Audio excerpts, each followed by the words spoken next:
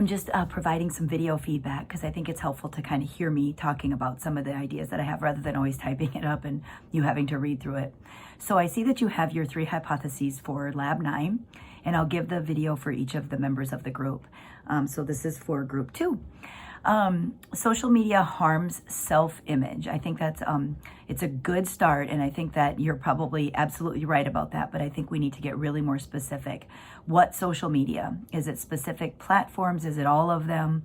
And what does harm self-image? How are we going to study that or define that or operationalize that?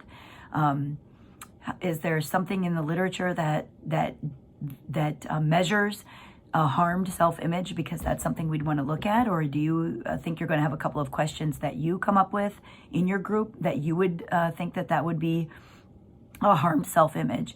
I think you're right in terms of it's a good hypothesis. I think it's a good question. I think we need to fine-tune the hypothesis. And in this particular lab, there should have been some research to support that. So it's building your lit review with both your hypotheses and your support.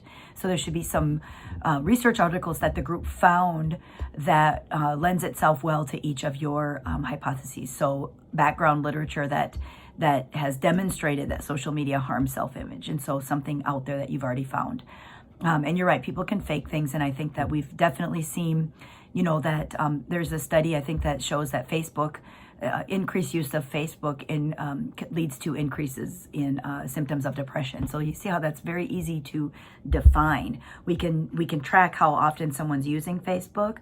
And we can also, and Facebook can do that with their statistics. We can't necessarily do that. We can ask how often people do get on social media, and that might be the way that you do it. But and then we can do a measure of symptoms of depression, like a Beck depression anxiety or a Beck depression inventory, for example.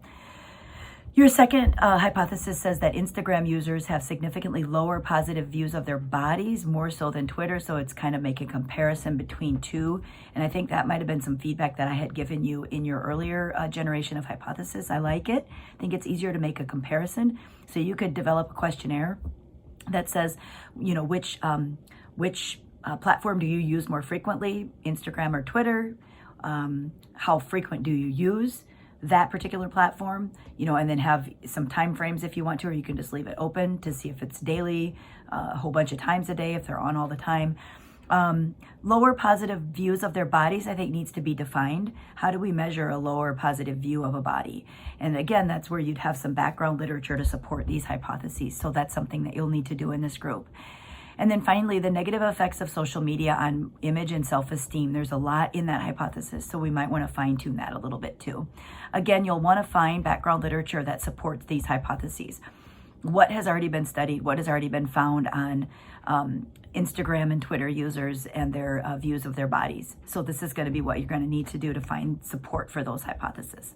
Okay, so hopefully when we meet, we can talk about this more. So get a hold of me and let's get your lab group into a session with me.